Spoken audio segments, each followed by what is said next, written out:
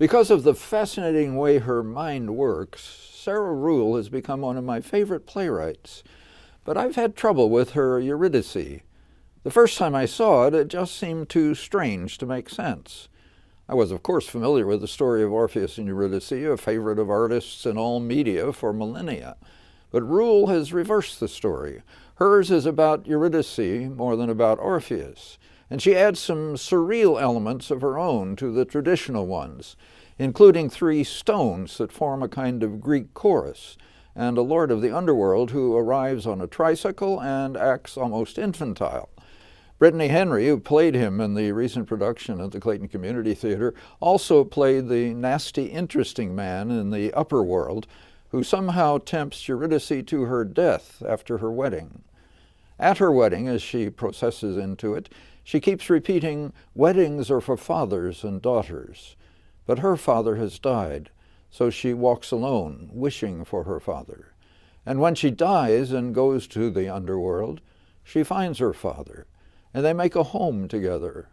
Ruhl introduces many complications, and Orpheus does descend, there appears to be an elevator to Hades, to rescue Eurydice, with the usual result, but with some ambiguity about the cause of that result.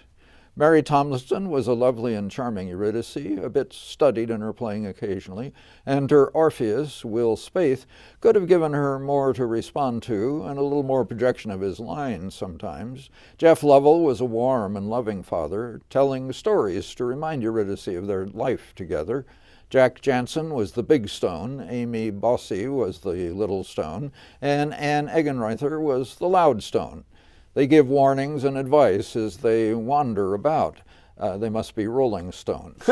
Jesse Knuth's direction was clear without destroying the wonder and mystery. The set by Andrew Clay and Zach Carey facilitated the upper and lower locations, complemented by Nathan Schrader's lighting. Kelly Hunter's costumes included the contemporary and the mythical. Joey Sappington's makeup made dark-eyed masks for the stones. This is the 3rd or 4th time I've seen Ruhl's Eurydice. I've liked it better each time. As have I, but you know, I'm sorry we haven't seen the clean house more often. Yes. I hope some company will do that play by Ruhl again soon. Yeah, I agree.